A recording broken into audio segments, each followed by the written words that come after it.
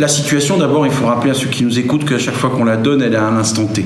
Aujourd'hui, comme partout en France, Clermont-Ferrand voit augmenter le nombre de cas. J'ai par exemple 16 personnes positives dans les services de la ville, notamment dans un certain nombre d'établissements d'éducation scolaire, d'écoles.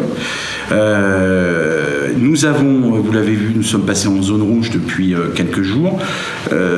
Ça a des conséquences, notamment la réduction d'un certain nombre de jauges, l'annulation d'un certain nombre de manifestations, l'élargissement du périmètre du port du masque sur la ville, puisque nous allons maintenant passer non plus au centre-ville, mais à toute la zone qui est dans la journée sans voiture.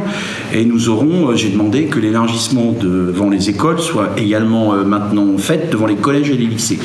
Donc, d'évidence, il y a des conséquences, mais en même temps, la vie ne s'arrête pas complètement, et c'est à nous d'être prudents. Et moi, le message que je veux donner, c'est que si on ne veut pas de baisse d'horaire, par exemple des bars, des restaurants, si on ne veut pas plus pénaliser le milieu économique, c'est à chacun d'entre nous de porter le masque au quotidien. Peut-être une information que je rappelle souvent, les gens qui ont attrapé le Covid dans les services de la ville, et j'ai l'impression, pour avoir discuté avec l'ARS, que c'est souvent le cas aussi des salariés du privé, ne l'ont pas attrapé au travail, parce qu'en réalité tout le monde respecte plutôt bien les choses, mais dans l'interstice de la vie sociale, familiale, de la cantine, etc. Est-ce qu'on peut préciser ce périmètre pour le port du masque, parce que quand on marche dans la ville, c'est un peu le jeu de piste, un coup on le met, on l'enlève, c'est quoi le périmètre exact ? Oui, mais maintenant, d'abord, beaucoup de Clermontois, en fait, en réalité, je me rends compte, le gardent et ne sont pas toujours en train de regarder s'ils sont dans la zone ou pas dans la zone. Aujourd'hui, c'est la grande zone des boulevards périphérique de ceinture, plus la place de la Rodade, la place de Jaude dans son intégralité, puisque je sais que beaucoup de gens n'ont pas compris au début pourquoi l'autre côté n'était pas concerné, mais parce qu'en fait la densité de circulation n'est pas la même sur la place, même si des fois il y a plus de monde que dans une rue historique. Est-ce qu'on peut parler des conséquences de ce passage en zone rouge sur les événements qui étaient programmés à Clermont, par exemple l'expo au musée Quillot, les journées du patrimoine ce week-end, quelles seront les conséquences par rapport à ces événements ? Oui, et peut-être profiter pour dire ce que certains ont fait semblant de ne pas comprendre. Nous avions baissé la jauge pour le Tour de France, puisque la question a été posée. On est passé de 3005 à 2005. Pour ceux qui étaient présents, ils savent qu'il y a eu beaucoup de contrôles et de vérifications. On a baissé aussi le nombre de gens qui pouvaient être accrédités dans le village. Et j'ai annulé toutes les réceptions. Il n'y avait aucune réception sur Clermont-Ferrand, parce que je ne peux pas expliquer aux gens d'un côté qui doivent porter le masque et puis rassembler 300 personnes dans un opéra pour boire des coups. Ça avait fait des déçus, mais c'était inévitable. C'était inévitable et on l'avait anticipé avant d'être en zone rouge. Voilà pourquoi les gens ont le sentiment que la zone rouge passait, qu'en même temps le Tour de France se déroulait, c'est qu'on avait pris des mesures en amont. Sur les manifestations aujourd'hui, c'est très simple. On peut les conserver dans un esprit où on va mettre des jauges, réduire pour les journées du patrimoine, c'est sur rendez-vous. Donc pour pouvoir justement faire masque, distanciation sociale, etc. Toutes les réceptions, tous les vernissages sont supprimés. Je ne fais plus aucune réception. J'ai gardé 3 inaugurations parce qu'elles sont en espace public, notamment 2 parcs. Elles ne sont pas suivies des traditionnelles réceptions. En fait, on annule tous les moments où il peut y avoir une mise en danger, je dirais, parce que tout le monde abaisse le masque. Il y avait eu 2 annulations qui avaient fait beaucoup de mal. C'était évidemment le sommet de l'élevage et la foire de Clermont. C'était un gros coup dur pour l'image, un gros coup dur économique aussi, évidemment, pour la ville. Ah oui, le sommet de l'élevage en particulier, alors évidemment la foire aussi, mais le sommet de l'élevage en particulier, c'est un très gros coup dur. Ça prouve aussi que en deuxième rideau, c'est tout l'événementiel qui est touché, les congrès économiques, les traiteurs, donc c'est tout. Vous avez une idée à peu près de... Moi je pense que sur le sommet de l'élevage, je ne vais pas dire de bêtises, je pense que c'est à peu près 8 millions d'euros de pertes pour le territoire quand on calcule tous les nuitées, etc. C'est pas rien. Mais ce qui est à dire, justement, je le redis, oui, on peut maintenir des choses. Si on ne veut pas être obligé que tout s'annule, alors il faut qu'on soit responsable individuellement pour que ça ne monte pas encore, pour qu'on n'ait pas à durcir encore les dispositifs. 8 millions d'euros de manque à gagner pour le sommet de l'élevage. Il y a eu avant le confinement, la crise qui continue. Qu'est-ce que vous pouvez faire, vous, ville de Clermont, pour aider les familles ? Il y a des mesures qui ont été annoncées pour compenser le coût des repas à la cantine. Oui, on a mis 3 millions d'euros sur la table avec la métropole et la ville pendant la crise. Je préfère dire aussi qu'il faudra certainement en 2021 encore un plan de relance économique, puisque je ne crois pas que tout soit terminé. Au contraire, On risque d'avoir des mauvaises nouvelles à l'automne et au printemps prochain, du point de vue économique et social.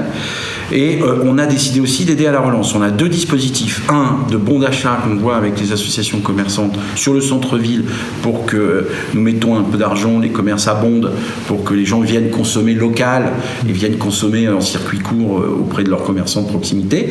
Parce que les commerçants, c'est bien d'avoir des prêts de l'État, mais un jour, il faudra les rembourser. Ce qu'ils ont besoin, c'est d'un chiffre d'affaires. Pour qu'il y ait un chiffre d'affaires, il faut qu'on revienne consommer. J'ai l'impression que les gens, pour certains d'entre eux, ont eu l'opportunité de thésauriser un peu. Il faut pas s'endormir sur ce matelas d'argent, il faut faire vivre les commerces.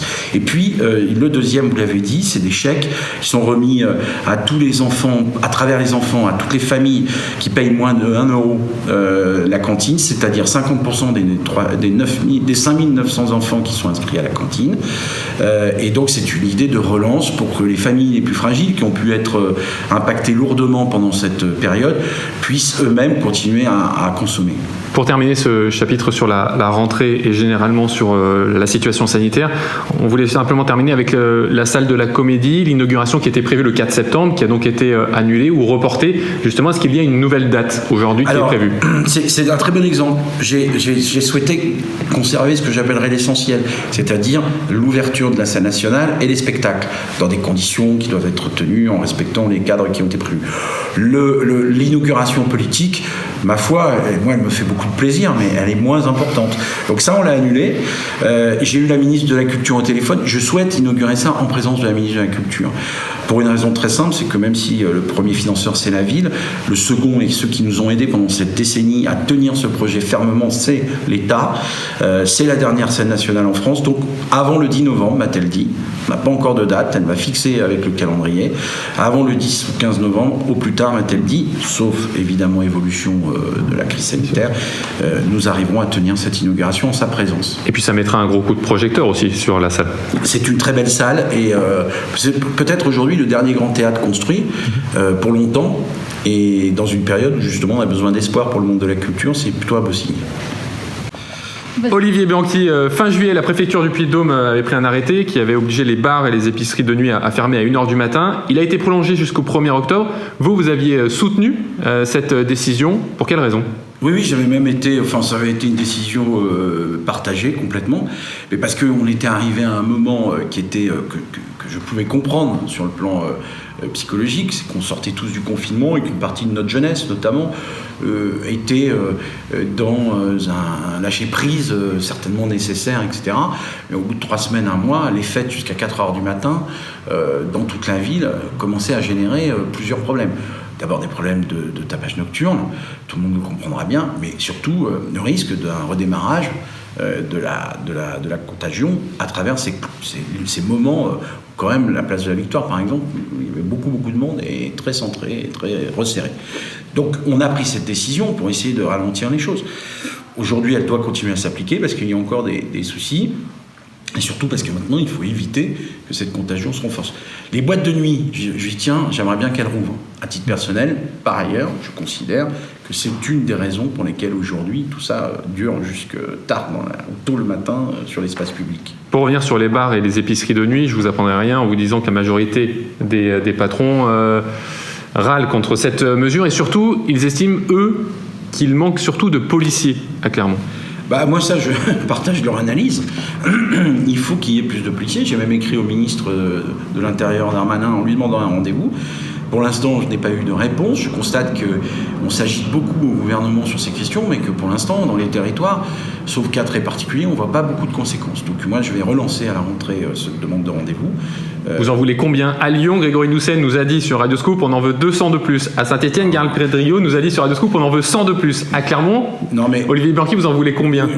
Pour moi, la question n'est pas tant dans les chiffres comme ça, parce que je pense qu'il faut qu'ils aient les moyens. Je pense qu'on ne peut pas continuer à en voir moins de policiers. J'ai besoin d'une police de proximité. Je pense que 50 policiers de nationaux en plus. Nous, on va mettre encore 10 policiers supplémentaires de la police municipale. C'est pour dire que je ne suis pas simplement dans l'attente de l'État. Nous aussi, on fait notre travail. L'effort doit être partagé. Mais l'effort doit être partagé, évidemment. Justement, dans le programme, il était annoncé qu'il y aurait la présence de la police municipale la nuit. On en est où, là ? Bon, d'abord, c'est un sujet qui va demander beaucoup de travail technique, puisque une brigade de soirée, plus que de nuit, si je ne m'abuse sur ce qui était écrit dans le programme réellement. Ça voudrait dire quoi? C'est jusqu'à minuit? Justement, un des premiers sujets qu'on doit trancher, c'est les heures. Jusqu'à quelle heure? Très honnêtement, pour moi, ça ne peut pas être jusqu'à 19h, parce que sinon, c'est pas sérieux. Donc, c'est au moins jusqu'à la fermeture, et pour accompagner la fermeture des bars. Je ne vois pas d'autres solutions. Au moins jusqu'à 1h du matin. Au moins jusqu'à 1h du matin. Ça, c'est la position du maire. Tout ça va devoir être travaillé avec la majorité pour qu'on rende les choses. Or, je le dis, ce sujet, il est simple.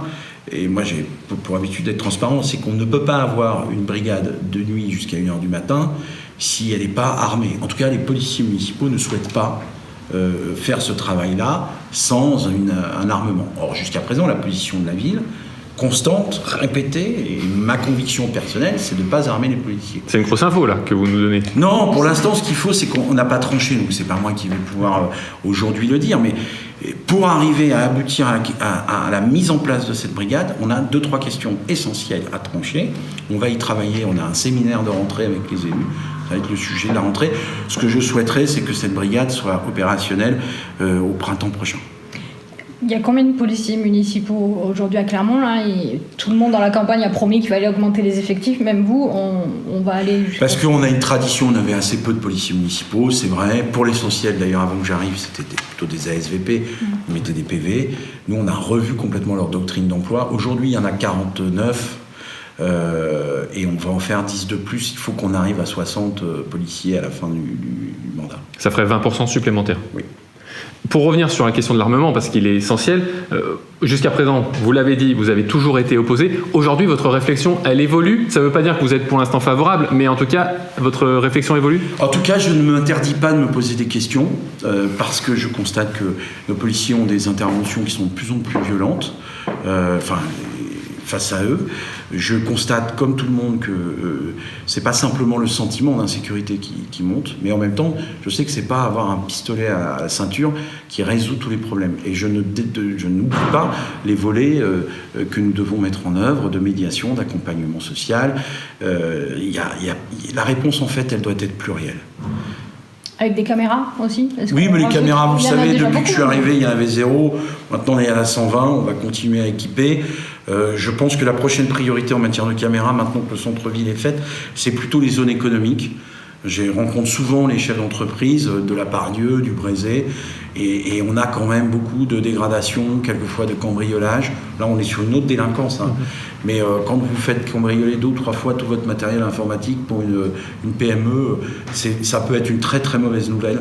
Donc oui, on va se tourner aussi vers les financements régionaux pour justement les zones économiques. Toutes les questions que vous posez sur la police municipale, la réponse, on peut l'attendre pour quand? Le 1er janvier? Plus tard? Plus tôt? Non, je sais pas. Je pense qu'il faudra qu'on ait décidé ça dans l'année 2021, en tout cas. Je peux pas dire plus parce que je serai, j'ai pas de calendrier de décision. La gratuité, on en parle depuis des mois, ça a été au cœur de la campagne des municipales. Vous, c'était gratuité le week-end, on en est où? Alors, on le fait exceptionnellement pour la journée sans voiture, pour amorcer les choses, mais dans l'année 2021, alors quand je dis dans l'année 2021, il faut comprendre pourquoi on dit ça. Tout ça, c'est des budgets. Or, on va voter le budget dans 3 mois pour l'année 21, donc en fait, tout ne peut se réaliser qu'après le vote du budget, puisqu'il faudra mettre des lignes qui... Moi, je suis... sûr et certain, ça va être la décision du Conseil, puisque c'est le sens de l'histoire, la gratuité du week-end va se mettre en place dès 2021. Voilà. Je rappelle que c'est le seul engagement de campagne, puisque ça durera 5 ans, car nous mettons ensuite la priorisation financière sur le développement des 2 lignes, et c'est à la fin de la rénovation de l'ensemble du réseau de transport public qu'on pourra envisager la gratuité générale, mais elle s'observera sur des phénomènes quand on aura vu comment tout ça fonctionne, et elle sera de toute façon décidée par les élus, et certainement que la campagne de 2026 portera sur ce sujet. Les élus de la métropole d'ailleurs, puisque exactement. Les transports, c'est un sujet. Oui, SMTC, métropole, plus que ville en tant que telle. Alors justement, il y a cette question de la rénovation des lignes B et C. Ça aussi, c'est un engagement. Les prolonger sur des sites propres. À la métropole, tout le monde n'est pas d'accord, notamment à Chamalières et à Arvaillat. Oui, alors encore que, d'abord, le président du SMTC, c'est son travail, rencontre patiemment, je sais qu'il a eu des rendez-vous de ses maires pour échanger avec eux. Sur l'ensemble du tracé, peut-être qu'il y aura quelques parties qui ne seront pas totalement en site propre, on parle de sites partagés, mais pour l'essentiel, on sera en site propre. Parce que c'est ça l'essentiel, c'est pas tant le véhicule, c'est qu'on soit sorti de la circulation, et en étant sorti de la circulation, le transport public devient compétitif avec la voiture individuelle sur le temps. Et donc ce qu'il perd en individualité de confort, il le gagne en efficacité de roulement. Et donc c'est ça, le BHNS, l'utilité. Là, pour le coup, on a des choses à annoncer. Le Covid a fait perdre 3 mois à notre processus, mais le processus est très normé. L'enquête publique va commencer en janvier. Notre tracé est en train de s'affiner. Des détails resteront à faire. D'ailleurs, il n'y a pas que les maires qui vont donner leur opinion. L'enquête publique et les grands moments de débat, on va avoir beaucoup de réunions, vont permettre à tous les usagers, les habitants, les citoyens de la ville de faire part de leurs convictions sur des parties de tracé qui les concernent. Et quand on aura ramassé tout ça, ensuite on finalisera définitivement. Pour 2 ans de travaux, l'objectif est d'arriver à ce que tout ça soit en place en 2025. Olivier Bianchi, au-delà des lignes B et C, est-ce qu'aujourd'hui le réseau est adapté à une métropole comme Clermont ? Non, il est aujourd'hui, comment dirais-je, il faut le revoir. Et d'ailleurs, le projet, c'est une ligne tram pneu structurante qu'il faudra après 2030, je le rappelle, refaire, parce qu'elle aura vécu sa vie. 2 lignes de BHNS, certainement véhicules propres, électriques ou hydrogène, en site propre, cadencé, à haut niveau de service. Et tout autour, revoir complètement le maillage de nos lignes. Donc des nouvelles lignes, des nouveaux tracés. Des nouveaux tracés, des nouvelles lignes, des nouveaux horaires. Peut-être des endroits où on baisse le trafic parce que c'est moins important, d'autres où on le renforce, où tout ça va être travaillé. Et dans quel quartier c'est le plus urgent pour vous ? Mais en fait, c'est pas prioritaire. Alors, il y a des quartiers, on sait que la Glacière, par exemple, vit difficilement sa connexion en matière de bus. Mais ce que je veux dire, c'est que quel est le problème majeur de métropole comme nous ? C'est les pendulaires. Donc ce que nous devons trouver comme solution, et c'est pour ça que les 2 lignes de BHNS, elles sortent de Clermont intramuros, et donc les lignes à préserver ou à renforcer de mon point de vue, ce sont les lignes qui partent de la couronne métropolitaine, c'est-à-dire des communes comme Pont-du-Château, comme Landes, Cournon, pour que des gens aient des solutions de transport collectif, pour qu'ils abandonnent leur voiture, et voire même pour ceux qui habitent en dehors de la métropole, qu'ils les laissent dans des parkings relais et qu'ils rejoignent ensuite le transport public. C'est la seule condition pour baisser le trafic autoroutier en ville. Parce que moi qui habite en centre-ville, je ne prends pas ma voiture le matin. Je viens à pied à la mairie. Donc c'est pas le Clermontois de la Butte qui a un problème, lui. Ceux qui aujourd'hui posent débat, et c'est tout d'ailleurs le débat des Gilets jaunes, c'est les périurbains, les rurbains, etc. Et c'est de ça dont on doit parler. Aujourd'hui, au-delà de 20h30, il y a beaucoup de quartiers qui ne sont pas desservis. Alors on parle pour la sécurité, effectivement, notamment d'arrêter, notamment les femmes, mais finalement tous les usagers à des endroits finalement moins précis. Mais s'il n'y a pas de bus, on ne peut pas évidemment mettre ça en place. Alors, c'est vrai que les horaires peuvent être allongés, ça fait partie des débats qu'on aura sur l'efficience du réseau. Dans une métropole avec des étudiants, etc., on sent bien confusément qu'on ne peut pas arrêter le dernier service. Mais tout ça, c'est de l'argent et donc c'est des arbitrages que les maires et les élus devront faire. Je rappelle qu'il reste Ben quand même, Ben étant le bus de nuit qui peut ramasser les noctambules et qui peut les déposer tranquillement. Plus largement, au-delà du bus et de Clermont, il y a la question de la desserte de la ville et de la métropole clermontoise. On a parlé des Paris-Orly, les vols qui reprennent ce lundi, on annonce déjà une réduction de service. Il y a le fameux Clermont-Paris par le train, c'est un vrai souci quand même aujourd'hui. Oui, moi je l'ai dit au président de la République quand il est venu, pour moi c'est le dernier gros handicap structurant de notre métropole en comparaison des 20 autres. On a une connexion internationale et nationale qui est affligeante. Et sur le train Paris-Clermont, c'est juste plus possible. Alors, moi je suis très sérieux, je sais très bien que tout ça ne remonte pas à l'arrivée d'Emmanuel Macron au pouvoir et que c'est une traduction d'une politique de l'État constante depuis 30 ans en matière de lignes. Mais on ne peut pas continuer comme ça. On a chiffré avec Objectif Capital le besoin de au moins 2 milliards sur cette ligne. Aujourd'hui, on nous dit qu'on va passer de 650 millions à 700 et quelques. c'est toujours mieux que rien, et on les prendra et on s'en satisfait, mais ça ne permet pas de résoudre les problèmes. Et un des enjeux majeurs, c'est la livraison des nouveaux véhicules, parce que ce qui arrive quand même beaucoup, certes, de temps en temps, c'est des sangliers dans le Cher ou des vaches, mais c'est essentiellement des locaux et des trains qui tombent en rade, et là, il faut arrêter avec des véhicules qui sont obsolètes. Pour l'avion, la région et les collectivités ont essayé de trouver une alternative. Elle démarre difficilement, mais c'est comme tout. Les gens, la dernière fois, me disent « Ah, mais pourquoi le kiosque à journaux ferme place de journaux ?» Parce que vous n'y achetez plus de journaux. Je veux dire, à un moment donné... donc là aussi, ces responsabilités ne sont pas toujours de reporter sur la puissance publique des dépenses d'argent public pour combler le fait qu'il y ait des modèles économiques qui ne fonctionnent plus. Donc si les gens ne prennent pas l'avion, il n'y aura plus de lignes. Donc là, nous avons trouvé une solution. Il faut utiliser l'avion pour ceux qui en ont la nécessité. Je pense notamment aux gens de l'économie. Sur cette question des transports, vous avez interpellé d'ailleurs Emmanuel Macron sur Twitter. En ce moment, vous êtes très actif sur Twitter. En tout cas, vous faites parler de vous. Il y a eu évidemment l'épisode du Bob Cochonou du Tour de France, mais là surtout avec Emmanuel Macron. Je voulais vérifier que j'étais bien comme tout le monde. J'avais l'air bête avec ce Bob, c'est réussi. En tout cas, donc, vous avez interpellé Emmanuel Macron. Aujourd'hui, c'est un vrai outil qui peut aussi vous permettre d'interpeller plus facilement, plus rapidement Emmanuel Macron. Oui, en tout cas, le Twitter, c'est aussi à ses forces et ses faiblesses. Les faiblesses, on les répète souvent, c'est que c'est un défouloir de grand n'importe quoi en général, mais c'est aussi un outil de saisie de l'opinion publique un peu plus rapide. Il ne faut pas s'en priver. Quand on a besoin de se mobiliser, là sur le train, je pense qu'il faut qu'on se mobilise tous ensemble.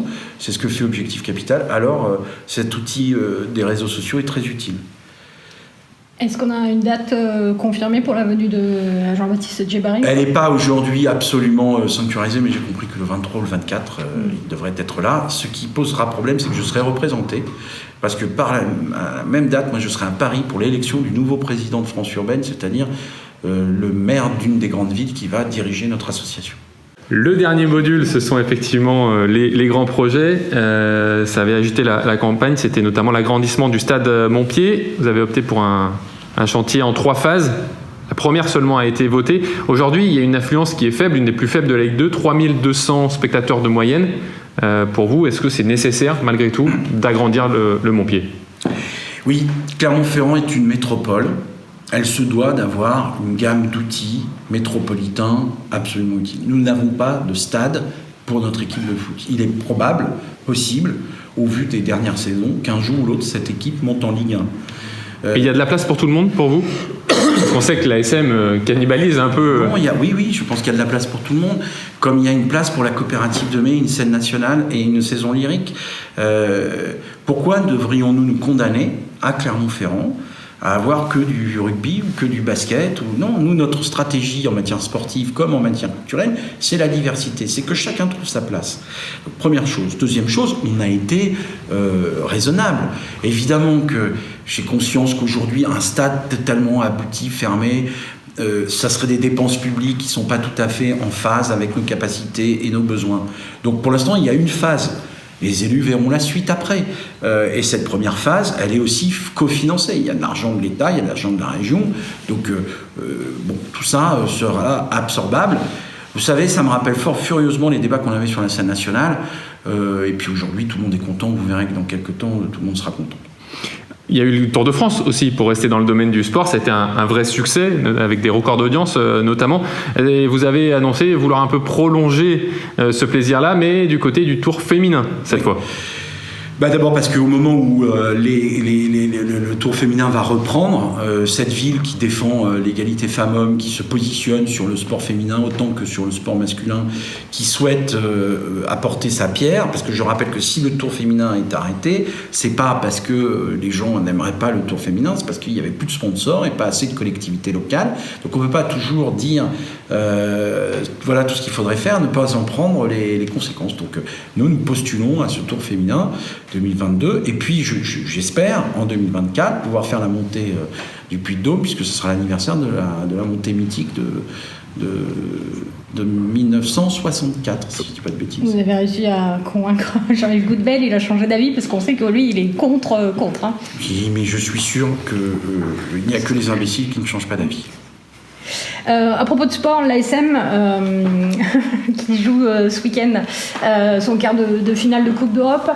Alors effectivement, là c'est pas le cas au vu de la situation sanitaire, mais le grand stade pourrait éventuellement servir à l'ASM aussi sur des matchs comme ça. Oui, importants. mais j'ai dit en fait, vous savez, quand on a un équipement en fait, ça crée une offre. Est-ce que vous pensez qu'on avait besoin comme ça, dans l'absolu, d'un stade couvert d'athlétisme ? Bah oui, ça nous a permis d'avoir le pôle perche France. Ça nous a permis d'avoir des championnats indoor nationaux ou européens. Donc quand vous avez les équipements, donc demain un stade, ça peut permettre sur des grosses jauges d'avoir l'ASM, ça peut permettre de peut-être postuler sur un match du tournoi Destination, ça peut permettre de recevoir dans les quarts, les demi, un peu plus de choses. On est une terre du rugby aussi, donc voilà. Et donc il faut imaginer des utilisations qui ne soient pas cantonnées à l'équipe de foot. Par ailleurs, quand nous recevons un match amical de levée de rideau de saison, je me rappelle Benfica, Marseille, le stade était plein. Et les gens, ils viennent de Creuse, ils viennent de Corrèze, ils viennent du Nivernais, ils viennent de la Saône-et-Loire. Il faut aussi se projeter. Clermont est la seule grande métropole entre Orléans, Montpellier, Saint-Étienne et Bordeaux. Et donc, notre zone de polarité sur les grands événements, sur le commerce.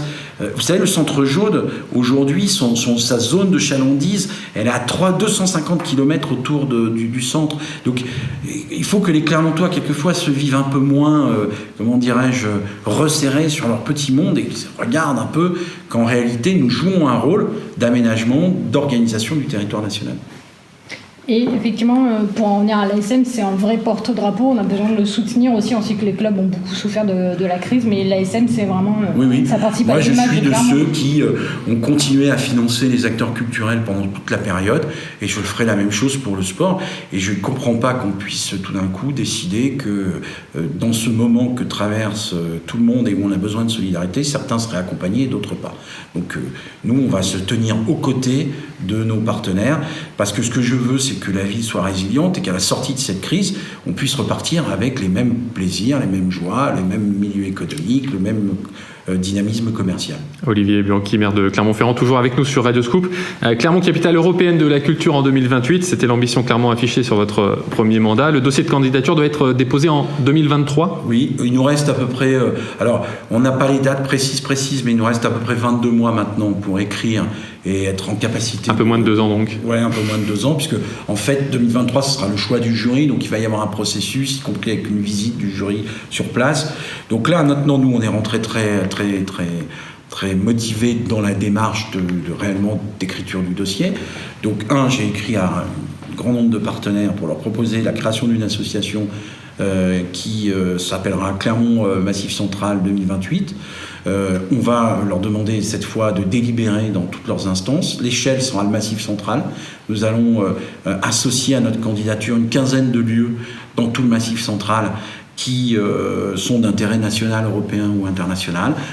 MEMAC, la foire du livre de Brive, le théâtre de rue d'Aurillac, Bibrac dans le Morvan, la cité du design à Saint-Étienne, etc., etc., en restant dans cette géographie du Massif Central, pour dire quelque chose sur le fait que vous pouvez cette fois-ci en Europe désigner la candidature d'une ville moyenne, comme il y en a des milliers dans toute l'Europe, qui organise un territoire et qui montre qu'il n'y a pas simplement des très grandes mégalopoles comme Paris, Lille ou Marseille qui auraient le droit d'être des endroits culturels et que la culture européenne se vit aussi dans toutes ces villes d'équilibre. Donc voilà ce que nous faisons. On va recevoir, j'ai une réunion la semaine prochaine avec tous les acteurs culturels et artistiques du territoire pour leur expliquer comment on va procéder et les mobiliser avec nous dans le projet. Moi, je vais ensuite faire beaucoup de travail de lobby, parce qu'en réalité, tout ça va se décider dans un jury. Donc j'ai un travail à faire au sein du ministère, parce que c'est d'abord l'État français qui va ouvrir les choix, et je sais que le ministère sera quand même un acteur essentiel de ce qui va se passer. Pour l'instant, on a 4 villes qui sont candidates officiellement, Bourges, Rouen, Lens-Liévin et Clermont-Ferrand. Bon, voilà, on va voir si on est plus à la fin, mais ça va bientôt se savoir, parce que maintenant, à 22 mois, les candidatures vont devoir se cristalliser. C'est-à-dire qu'il n'y aura pas d'autres événements grand public comme Effervescence. Là, c'est un travail obscur. Ben oui, parce que sinon, Effervescence, c'était pour montrer ce que ça pouvait préfigurer et montrer qu'on était capable de faire et qu'on avait une appétence des publics pour tout ça. Bon, opération réussie. Je ne suis pas simplement là pour organiser de l'événementiel. Pour la première, c'était une belle réussite. La deuxième était plus compliquée, mais la troisième a plutôt réussi aussi. Donc, l'un dans l'autre, ça nous a permis justement de voir quels étaient les formats qu'il fallait faire, qu'est-ce qui marchait, qu'est-ce qui ne marchait pas, etc. Et puis, à la sortie, si on veut qu'on ait Effervescence x 10 en 2028, il faut bosser. Donc là, pour l'instant, c'est le travail en chambre, d'écriture, de conviction, pour essayer de gagner les suffrages du jury. On l'a dit, la comédie, ça y est, enfin, a son lieu dédié. Maintenant, il faut s'occuper du court-métrage, avec la cité du court-métrage. Oui, la bibliothèque aussi, parce qu'à l'Hôtel-Dieu, quand même, c'est une bibliothèque qui, toute taxe confondue, TTC, pardon, tout, va coûter 61 millions d'euros. Donc, c'est pas un petit établissement. Mais nous continuons à finir de nous équiper, en quelque sorte, dans cette préfiguration de la capitale européenne de la culture. Et oui, un des beaux projets qui est à venir, c'est la Cité du Cours. Donc là, il y a un programme qui a été fait. Maintenant, il faut travailler sur le fonctionnement, en partenariat avec l'État et la région et le département, parce qu'on ne sera pas les seuls financeurs du fonctionnement. J'espère que c'est un projet qui verra le jour dans le mandat. Olivier Bianchi, merci beaucoup de nous avoir reçus chez vous sur Radio Scoop ce matin. Merci à vous. Merci.